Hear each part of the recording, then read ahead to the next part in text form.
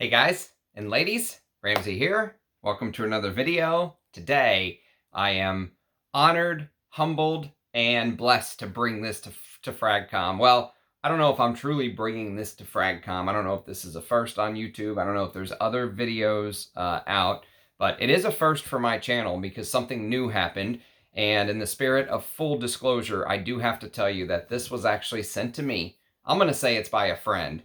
But technically it is sent to me by a brand, and it's Eugene's new fragrance that comes out January 24th of 2023, and it's called Cendres. And I didn't unbox this. I was going to actually unbox it live on stream, but I didn't know if it was okay for me to talk about it yet and to show you guys. I know he's kind of shown the bottle and announced it and everything, but I didn't know if he was okay with me doing this video yet. So I checked with him.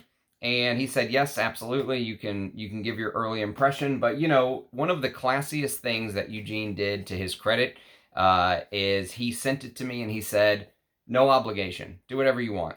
Put it away, use it, enjoy it, talk about it, don't talk about it, say good things about it, bash it, do whatever you want. I'll love you either way, Ramsey. And that is very classy. You know, there are some brands out there that I know will send stuff out to people, and I hear them say that they're constantly on them. When are you going to talk about it? When are you going to review it? When are you going to, when are you going to put out your video on it? And so for him to say, just do whatever you want with it, obviously I'm just stoked to talk about it. I can't wait.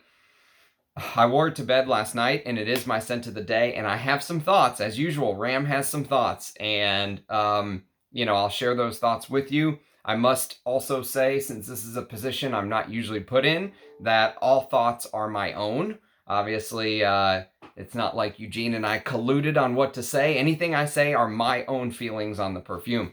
So that should go without saying, but I really feel like sometimes you have to say it nowadays. Especially with whenever I did a review of his first release, La Dule Exquise, and I've talked very glowingly about Le Dule Exquise. There were some people that kind of got on there and were like, well, aren't you friends with Eugene? And so these are all my opinions. This has nothing to do with that friendship. Go watch my review of Bellam. I actually ended up buying a different fragrance. That's his second release. And so, the opinions given are my own. Let's just leave it at that. So before we go any further, though, it is Channel Ram, and I do want to do some unboxings. I have no clue what these are. So before we get into Cendres, which I know you guys are just chomping at the bit to hear about, let's unbox these. Let's see what these are. A couple people reached out and said they wanted to send me some stuff, and I gave them my P.O. box, which is usually what I'll do, so I don't have to share my address. And so let's see what they sent me. So, this is a brand that I have never heard of before. I think he's a guy. He's an artisan perfumer, and his brand is called. I think that's his brand. I think that's what it's called. De Grey Artisan Perfume by Mijou. The guy reached out and said, hey man, I want to send you some stuff. I would love for you to talk about it. So there's an example of one. Jade Phoenix is what this is called. So I'm excited to kind of dive into this. I said I'll talk about anything. Again, same thing that I said. Same thing that I said to basically Eugene. Send me anything. I'd love to talk about it, but I reserve the right to say anything that I want about it. And that's basically what I told this guy. How about that? Actually, two gifts from brands in the same day. I didn't even realize that's what this was. This guy reached out a while ago and said he was going to send these. And he sent me some incense sticks, it looks like. Kind of cool. That's good stuff. I'm not going to lie. I do like, burning the incense every now and then. So this is really nice of him. Very, very, very nice of him. And nice little bottling. I mean, you can tell that the money that was spent on, the packaging on something like Le Dule Exquises or Les Abstraits brand is not here. This is more simplistic packaging, but you never know. The juice inside maybe absolutely stunning. So so we'll see. I will give it a fair shot, just like anything else. He also sent me some samples from the brand. So this D Gray E, I guess is how you pronounce that.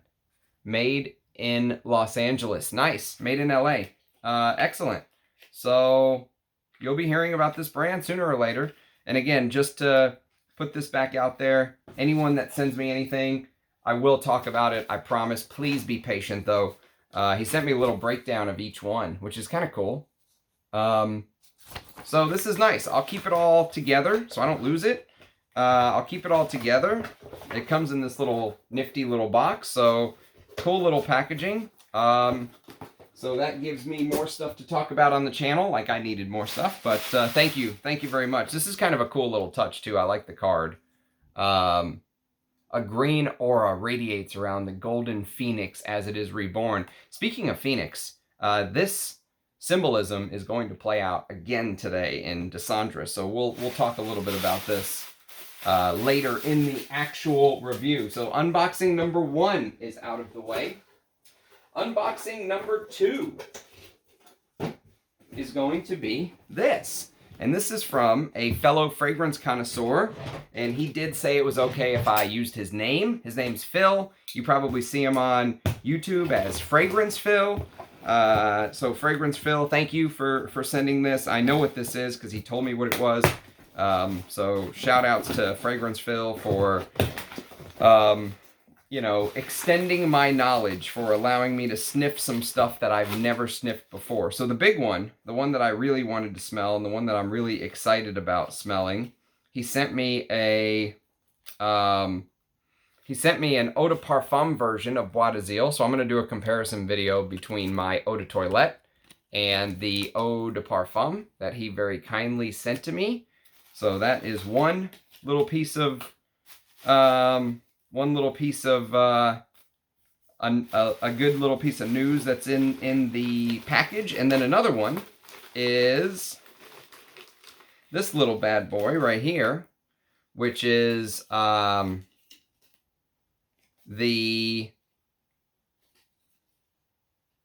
eau de parfum of Coromandel, which I actually have a bottle of this, but I was thinking maybe it was the eau de toilette, and I'd do another comparison video. But let's see what this is. I think this is the one that he really wanted me to try. Let's see. Yeah, oh no, this is 31 Rue Cambon. This is also the eau de parfum. He sent me, this must be the big one. Yes, this is the big one. Okay, so he sent me a EDT. Oh no, it leaked. That's sad. It leaked, but there's still juice in there. So lucky there's still juice in there. He sent me the eau de toilette of Bella Respiro, because he said as a frag head, Bella Respiro EDT. Okay, here we go. There you go. Yeah, the actual, this little Chanel decant or whatever, this little Chanel decant right here leaked a little bit, but there's still juice in there, and there's still juice in the stopper, so more than enough to do this video on one day. And he was like, as a lover of Chanel, if you love 31 Rue Cambon, you have to try Bella Respiro. It's a must. And I was like, you know, speaking of Eugene and his fragrance journey, I was like, yeah, absolutely. I would love to try Chanel Bella Respiro. I've never tried it before, sadly. And so I think this will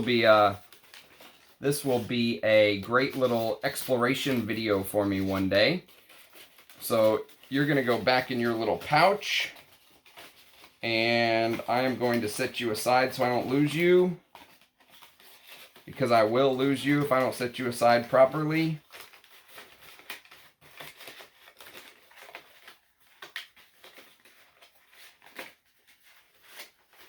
Okay, beautiful.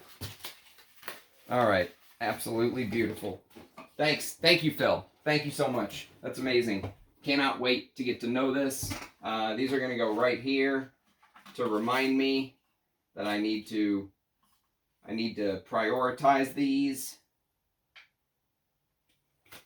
I need to prioritize these, and let's clear the desk.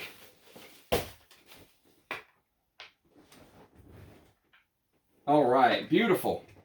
All right, fantastic. This is kind of cool too. Look, Chanel with the rose. I love it. So let's talk about the main event. The main event today. By the way, I'm sorry I didn't get to show you the unboxing, but all of it comes beautifully wrapped in the Les Abstraits wrapping paper. It's a very nice presentation. Not many new brands, you know, just go all out like this on the presentation from the very get-go. And this is the symbolism. This is the picture for Cendres. Very beautiful, right? It reminds me, you know what this reminds me of? This picture, if you've ever seen or listened to the way that I describe Serge Luton's Flannel, right? Where you're in this forest and you look up and it's kind of a cool day, but the sky, you can really see the sky and feel the crispness of the day, you know, the freshness of outside kind of being around you. That's what I think about when I kind of see this right here. Symbolism, beautiful little postcard to go with it. There was one with La Douleur Exquise. And so let's talk about this. I have some opinions on this. This is going to be, this review, I think, is going to, well, here's what I'll say. There's some vintage fragrances that this reminds me of. Not just one either, a couple. There's one big one that I'll tell you which one it is. But the way that I feel about this fragrance, and actually I talked to Eugene yesterday. We exchanged some voice messages on WhatsApp, and the words that he used were, "This perfume captures you." That's what he said. He said, "This perfume captures you." And those words were kind of, you know, they were bouncing around in my head as I tried this last night and tried it again today.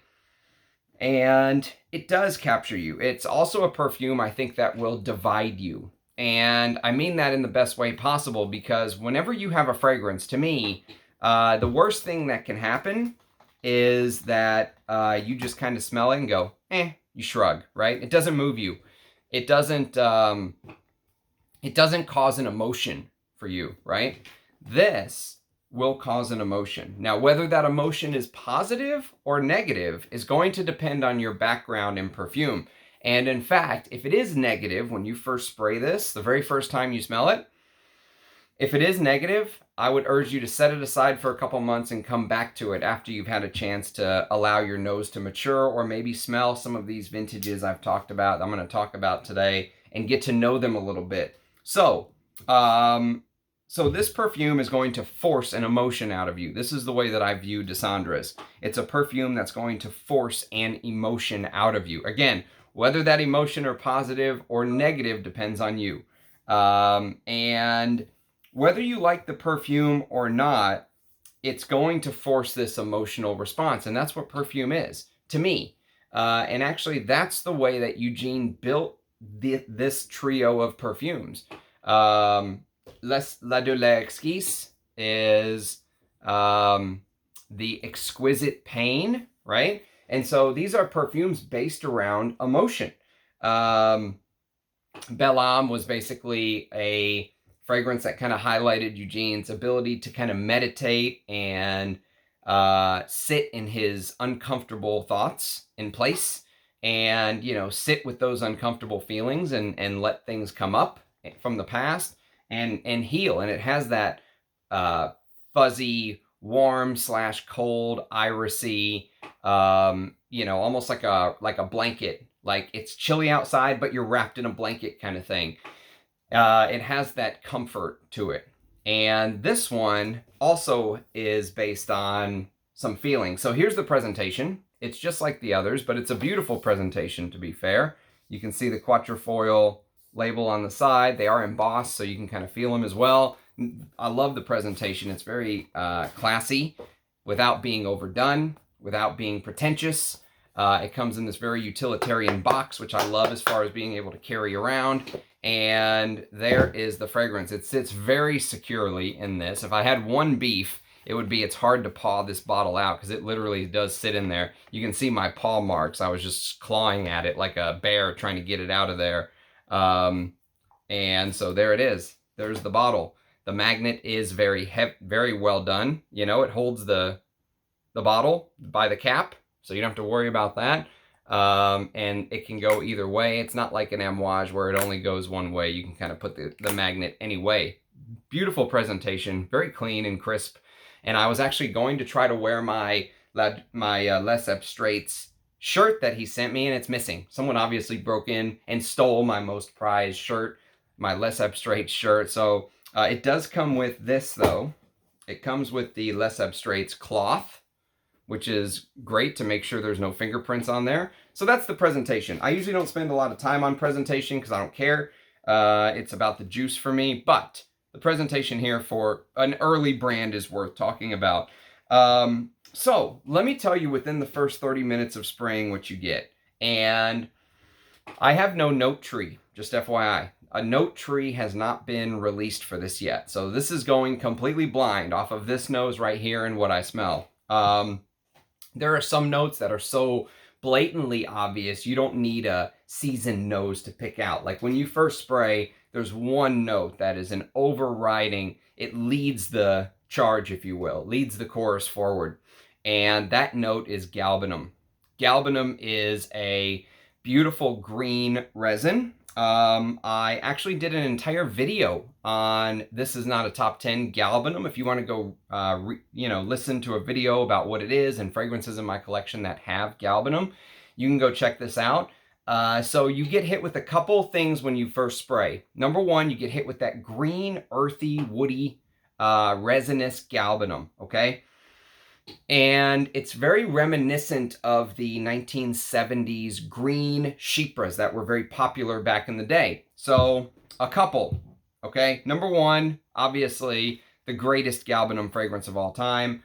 There is a slight, again, very slight comparison to number 19 to me because of the galbanum. However, the big comparison, the one that is without fail, the one that to me, if you're going to pick one fragrance to kind of compare this to, although I don't think this really has a comparison, which we'll talk about the way that it kind of develops and what it turns into, and the way that Eugene and Antoine Lee kind of work together on this creation. There's one fragrance to me that popped in my head immediately, without ever thinking second about it, and it stays as the closest comparison for about an hour. But this fragrance changes. It's a fragrance that has transitions. So if you like your fragrance to be, I've got a fresh spray here and I've got about a 3-hour dry down here, and I wore it to bed last night, so I had 4 or 5 hours to explore it before bed. So I've experienced the opening now 3 or 4 times. The fragrance to me that is a no-brainer, and Eugene had never smelled this, so he's in for a treat, is this. This is Devin by the House of Aramis from 1977. So interestingly enough, if you know anything about Devin, you will know that Devin was a creation by the great Bernard Chant, and I do not use that term lightly. The great Bernard Chant. Devin is a green masculine chypre, and that's the way that Eugene actually characterized this. He used a masculine chypre as a way to characterize the Cendres, okay? So Devin opens up with this brilliant aldehydic galbanum. And if you know anything about Bernard Chant, you know that aldehydes are kind of one of his calling cards in the opening. There may very well be some aldehydes in de Cendres, I don't know, but they're not on the level of Devin, okay? The aldehydes here do kind of outstrip the or they're a little bit more forward. When you smell Devin, you'll get the green aldehydes. You'll also get this old school lavender, which if there is an old school lavender here, it's much more toned down. I don't really smell a big in-your-face lavender from the masculines of old.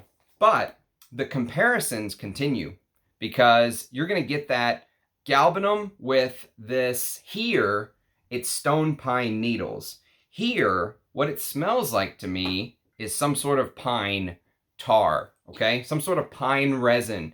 And I mentioned this fragrance earlier, and I'm just going to grab it. I should have grabbed it beforehand, but I mentioned this fragrance earlier. Feeling Agile by Serge Lutens. This is a big pine resin fragrance. One of my favorite pine resin fragrances. And, you know, I've described this before. I actually hinted at this when I talked about the, God, I wish I was more organized. When I talked about the card, you know, looking up at the sky and just feeling the freshness of the open air, being in the forest, right? Feeling the freshness. That being in the forest vibe will return. Okay, we'll get to that in just a second. The being in the forest and being in the open, fresh air will return. But there is this feeling of touching pine tar on this fragrance. Here, you get more of a stone pine needle. It's almost like a green pine needle, like you're walking on a bed of kind of pine needles, right?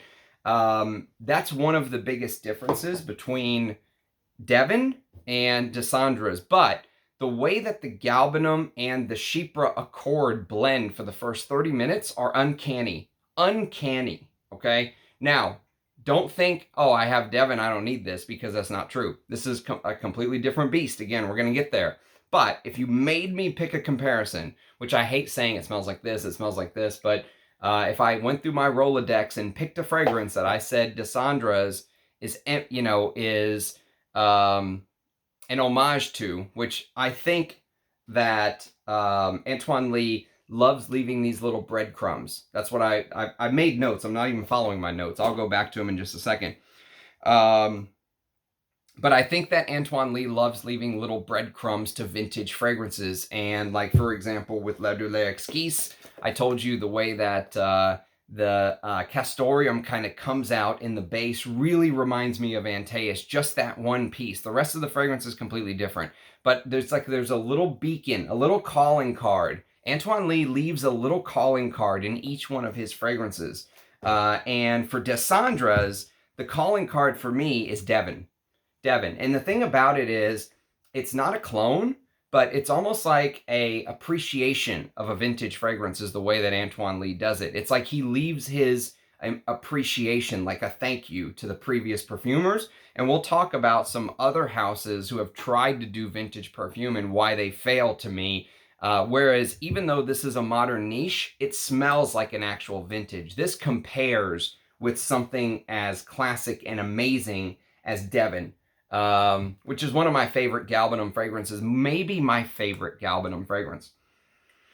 So this is right there instantly with it. And the reason that I say this is one of my favorite, you know, when you compare it to something like number 19, which is like the reference galbanum fragrances, this is more masculine to me. This is more of that masculine Chypre. This is totally unisex. But when I think of this smell, I do think of a masculine DNA, and this has that, but don't be put off. If you're a girl, you can wear this. You can absolutely wear this. There's nothing, I think that anyone can wear anything, is my belief. Even some of these really ultra masculine fragrances, I'm going to show you a couple others here from the past where this goes to as it continues to dry down. You, even as a woman, you could wear any of these that I'm showing you. You could wear Devin. You could wear the next couple we're going to talk about. Don't let that put you off at all. Don't let that put you off one bit, in my opinion, to try these. So that is the opening, if you will. Now, one thing that you're going to smell with the galbanum is this animalic note, this animalic accord. And again, I'm flying blind, okay? So I don't know what it is. And I made my notes here, and I'm probably way off course because I'm just talking from the heart. But I don't know if it's a civet. I don't know if it's a castoreum. I don't know if it's a hyraceum. I don't know what it is. I'm completely blind, okay? But I know that you guys know I love animalic fragrances, right? So you may be thinking, is this wearable? And before I did anything last night, I sprayed it on, gave it 10 minutes to settle down. I went to my wife, who usually when I show her stuff, she goes, eh. If I show her something like, you know, Joy by Jean Patou or Gold Man by Amouage, she goes, no. Too powdery, too floral, no. She doesn't like that. But any vintage, you know, if it's a vintage masculine, she likes it. She loves Koros. She's my age, by the way. She hates a lot of the modern stuff I show her. She doesn't like the Amouages. She rarely likes the Rojas. She's just kind of meh, whatever, you know, niche stuff makes her go meh. When I showed her this yesterday, no shit, right hand to God. She went, I like that. And I was like, you do? She's like, I really like that. I really, really like that. And I was like, really? You really like this, huh? And I'm thinking in the back of my head, like, this is like a 1970s Chypre, you know? But she does have a appreciation for, she likes smelling the masculine fragrances on me. She likes smelling the Antaises and the Balenciaga Poron. That's actually what she prefers me to wear.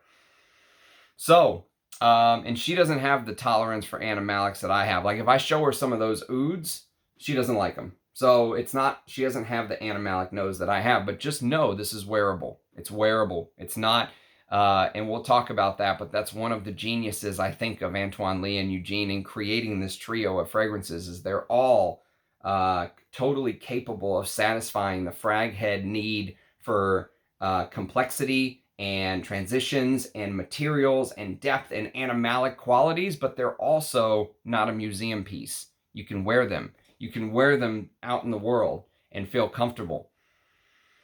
So, so that's basically the opening.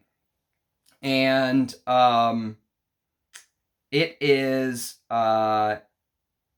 you know, it's something challenging, but it's wrapped in this wearable wrapper is kind of the way that I described it in my notes. So I mentioned the classical breadcrumbs that Antoine Lee leaves for you to kind of find. And I'll just show you a couple of the perfumes that that kind of jump out from the past. I mentioned Devin and the Galbanum, green, resinous. Check out my This Is Not a Top 10 Galbanum if you want to learn more about it. Okay, let me catch up on my notes. So, and it's Popular of the Green Chypres from the past. I mentioned there is a... so, one thing that happened whenever I was talking about La Douleur Exquise. So, I was not the first to talk about La Douleur Exquise. Actually, many people smelled it before I did, and the consensus was one fragrance. Portrait of a Lady, okay? That was the consensus. Portrait of a Lady is what everyone kept saying. La Douleur Exquise reminds them of Portrait of a Lady. And instantly, when I smelled La Douleur Exquise, I said, no, it was not Portrait of a Lady that it reminded me of. It was Imitation Man by Amouage. Imitation Man. I told Eugene to smell this too. He hadn't smelled this in a long time. But La Douleur Exquise has this Imitation Man vibe, if you will.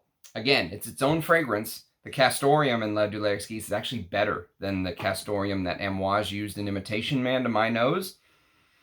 But it's the closest fragrance that really represents it. And you can go check out my video on La Douleur Exquise. And I think I'm the first one to basically say that Imitation Man, I think, is the closest to La Douleur Exquise. And, you know, it's whenever, to me, personally, on a personal level, whenever I think about having the ability to put my thoughts out there, I know that sometimes FragCom can be a little bit of an echo chamber, right? One person says something, everyone says it. So whenever I asked a couple other people what they thought about this, guess what? They didn't say Devin. They said something completely different. And so that's one of the beautiful things about this hobby is we all have our own nose and we all have our own opinions of what something smells like. So don't just take my word for it. You know, if you smell something different, add it to the conversation because my nose is not like the end all be all here. It's just one man's opinion. And, you know, but I am a little bit at a disadvantage not knowing the note listing, right? It is, so here's the story. I don't know if you know the story of Cendres, but basically the story, and I don't know how much of this Eugene has told, so I'll keep it very high level and very brief. But the story of Cendres is it's supposed to represent a spot in the forest where Eugene used to go to meditate. And he would go to this forest, to this tree, to basically kind of be with nature, right? There was a spot in the forest that he would go, and he would go there to be with nature. That's where he would go meditate, and this is the way that I experience de Cendres, the breakdown of it, from the initial galbanum with that funk to the rest of the notes. And what it feels like when you're smelling the fragrance is it feels like you are in a forest. That green resinous galbanum reminds you of, with the pine tar, with that pine tar-like feeling, reminds you of putting your hand on a tree and getting that sticky sap on you, of being in the forest, of being with nature. But it also, the animalic bit almost has this human body-like sweat to it. So imagine that special tree, wherever it is. I have no clue whether this is true or not. This is just my imagination of it. Imagine that tree that Eugene likes to kind of go to be with nature is far. It's not something you can just drive up to. He has to park. He has to hike. Maybe it's miles. He has to kind of walk. And while you're walking, you're kind of you're perspirating. You're sweating. You're getting a little bit funky from the elements, right? That's what the story kind of reminds me of. It reminds me of a man who had to kind of break a sweat to get to his destination, right? And whenever you spray, especially after probably the first half an hour, like I'm getting it right now, I'm at about the half-hour mark because I sprayed right before the video, you'll start noticing wisps of incense begin, and it's beautiful. It really is beautiful. Wisps of incense start to kind of make their way forward to the front, woody incense. And so that woody incense feels like it's mixed with a big floral heart. Now, this is where I think I'm going to differ. Well, I don't have the note listing, so it's not really fair. If the note listing comes out and it's a huge floral heart, obviously it's going to be common sense.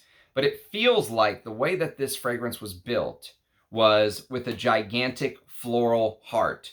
It smells like there's vintage carnation in there. It smells like there's some sort of white flower. No clue what type, but it smells like there's some sort of white flower in there. And there are some classic vintage masculine fragrances that have huge floral hearts that most people never would guess if they didn't know. If they didn't know about the amount of florals in some of these fragrances, they would be awestruck if you actually showed them how many florals were in it. One such example, Fahrenheit. So Fahrenheit has a gigantic floral heart. It also has lavender, which I think is missing from de Cendres. I think that's one thing that makes it feel a little bit more modern. It doesn't have that old school lavender, which is associated with vintage masculines for so long. I think that lavender is either really toned down. If it's there, I think it's really toned down. But this has hawthorn, chamomile, carnation, honeysuckle, jasmine, lily of the valley. I mean, the florals just abound in this fragrance. And you wouldn't think it when you smell it, because you get that heavy petrol, gasoline, violet leaf, right? And so, interestingly enough, there's a huge floral heart in Fahrenheit. My guess is that there's also a huge floral heart in de Cendres. That's my guess, is that it's built around some sort of, galbanum, maybe a little bit of artemisia for that old school feel. Maybe there is a hint of those aldehydes, some citruses. But the citruses almost feel like they're just there for show. You get almost no citrus to my nose. It's popped straight into the resinous galbanum, straight into the pine. Start to get some of those woody, incensey wisps early on with that animalic accord, okay? And then you start to get that floral heart, whatever it is. I don't even want to speculate what it is because I don't know. All I know is that it's green, very green, and reminiscent of the popular 70s green chypres from the past. I mentioned that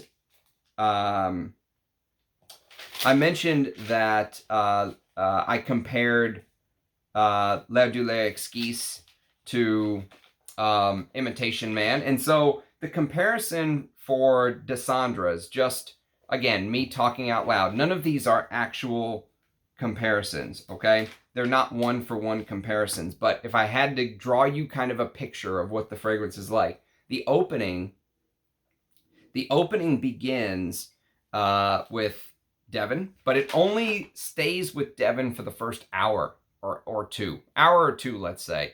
Probably closer to an hour, because the transition really begins to, like, I'm already starting to get that initial transition.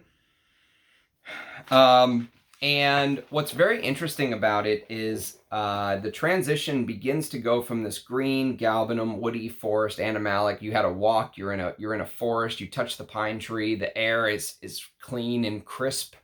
You know, maybe a little bit of something like this, but much more green than Flannel. The galbanum is much more turned up. That's why I mentioned Devin. And it starts to transition to this Fahrenheit. But what's interesting about the transition is the name. So the name, of course, Cendres, if you don't know, basically means ashes. It means, or from the ashes, if you will. Some Frenchmen will probably come annihilate me for not getting it exactly right, but ashes is basically what Cendres translates to. And it really does feel like you get to see the entire picture of the fire from there actually is a fire, okay? And there actually is a fire when you walk up to the forest, and it's still got the gasoline on it, hence Fahrenheit, right?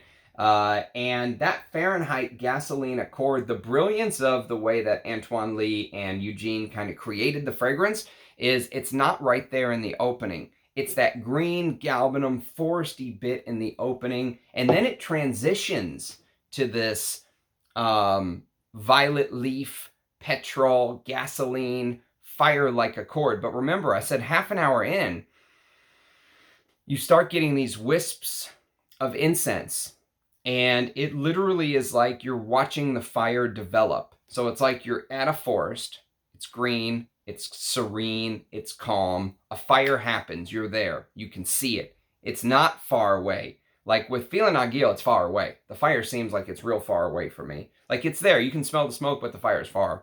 With Cendres, it's like the fire's there. You can see the gasoline being put on the fire and beginning to burn. You get the incense first, the wafts of smoke, and then it turns into a fire.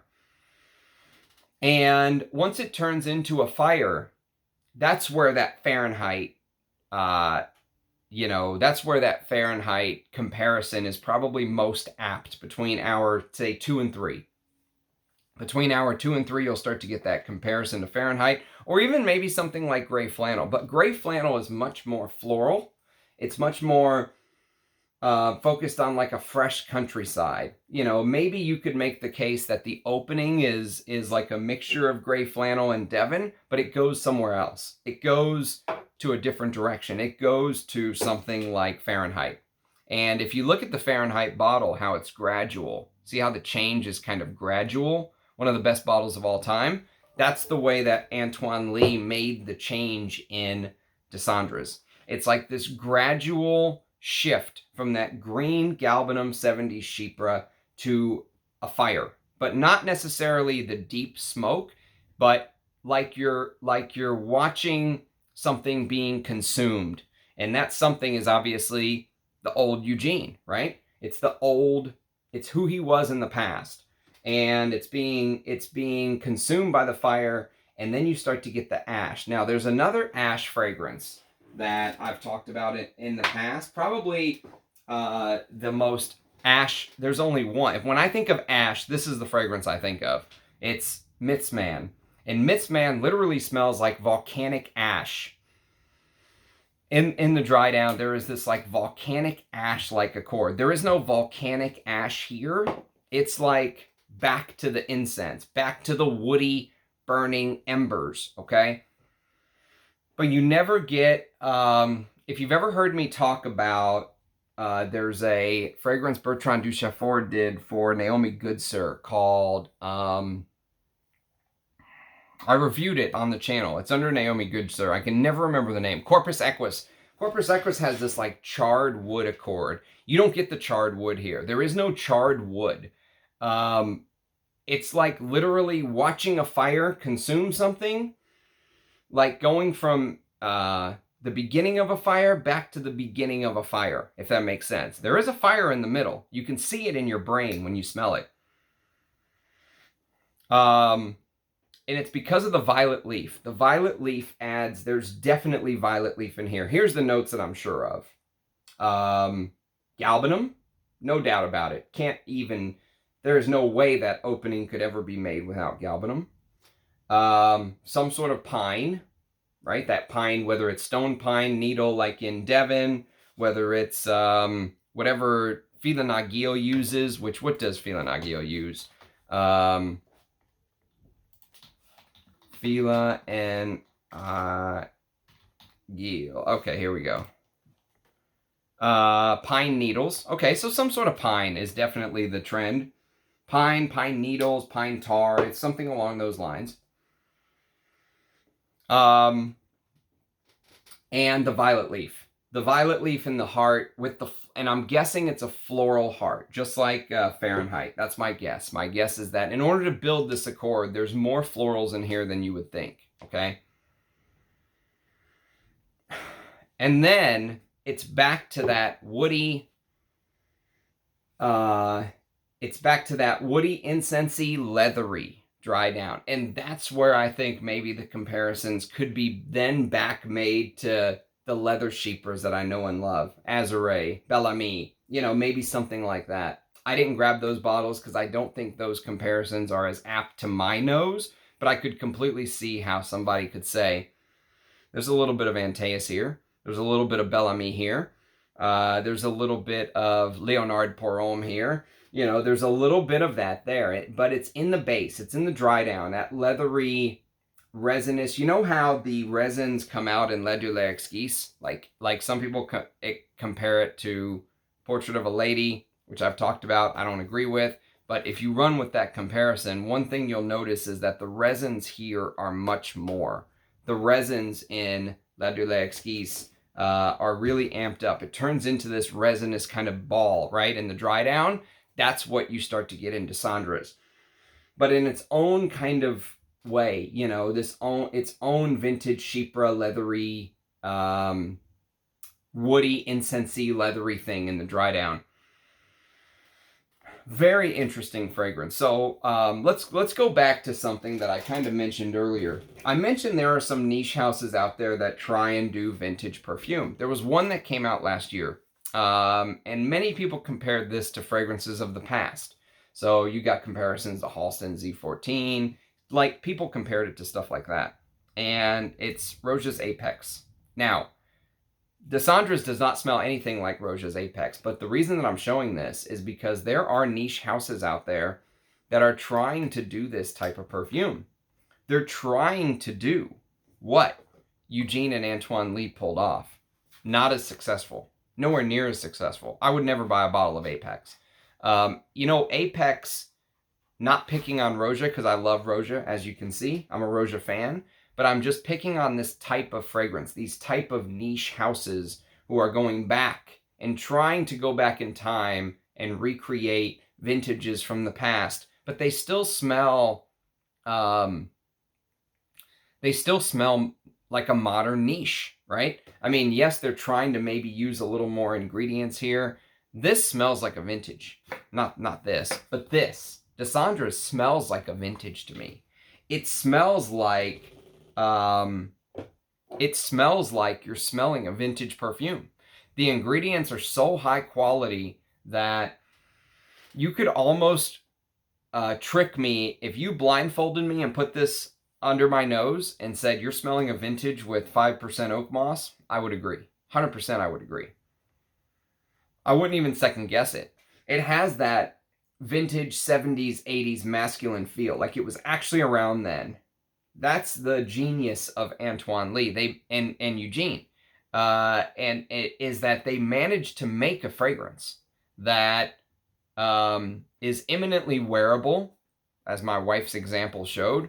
Usually she doesn't like stuff I show her, even stuff like this. Even stuff like this that's, you know, $1,000 perfume, she usually doesn't care for. So the fact that this is a win is amazing to me. I was not expecting that, number one. Number two, I love the animalic facet. Number three, the transitions. The way that it moves through the stages is brilliant. It's literally like watching a picture, like a live action picture. It's like you're watching a play, like a drama play out in front of you. This is perfume for perfume lovers.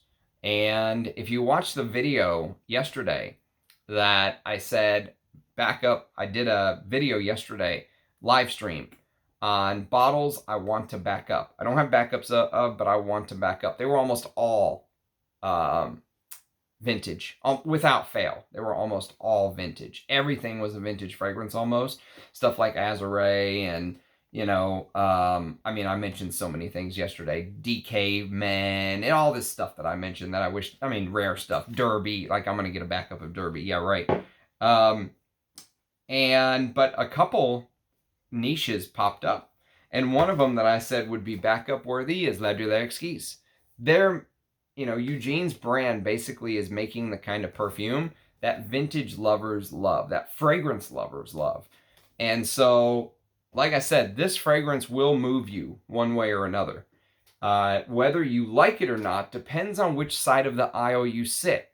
If you prefer Bleu de Chanel or Sauvage or something like that, if you're very new to vintage and niche perfume, if you're still transitioning from the designers, this may put you off.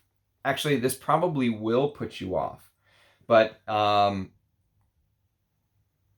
of the most important aspects of a perfume for me is to get some sort of an emotional response, to move you. As you go along in your fragrance journey, there will be perfumes where the first time you smelled them, they will be like guideposts, in like putting a pin in a calendar or something. It's a point in time. It's a reference. The first time you smell Coros, the first time you smell Antaeus, the first time you smell Bel Ami. If you haven't smelled those fragrances and you smell this first, this will be the first time. This will be your pin. You're gonna put the pin in the calendar, and I just scratched the bottle. You're gonna put the pin.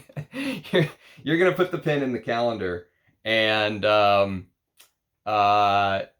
you're gonna remember this. It's one of those fragrances. It's one of those where you're gonna be able to look back on and say, I smelled this. It put me off. Put it away for a couple months, come back to it. Try to go smell stuff like this, come back to it. If you're not into the vintage game, buy this. You don't have to buy the vintage. Just buy the modern. Try it.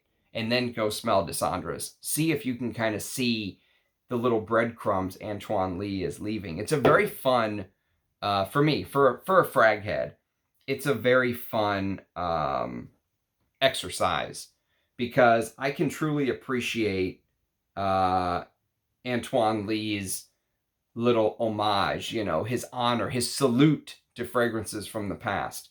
And I've seen him do it over and over and over again. And he's continued that here. So that's kind of my early impression. This is the first full day I've worn it today.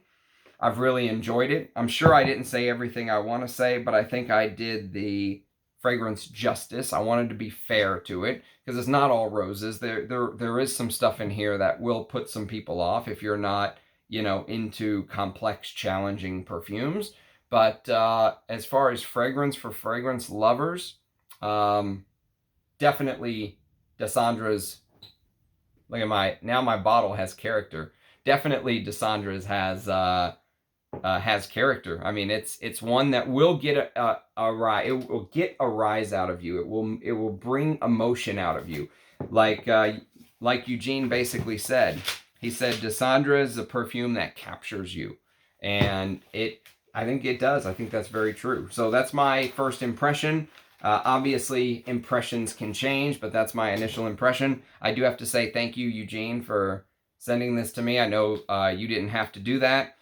I would have been just as happy with a sample, but it's very kind. I'll take this as a gift from a friend, And I hope you guys get to experience this line. All three of them are worth sniffing. I now have videos on all three on the channel. So sorry to make this an hour. I was hoping to keep it a little bit shorter, but there's just so much that I wanted to say about it. So cheers, guys. Thanks for watching. Do let me know your comments down below, and I look forward to reading them and interacting with you guys. And I'll see you again later. Bye now.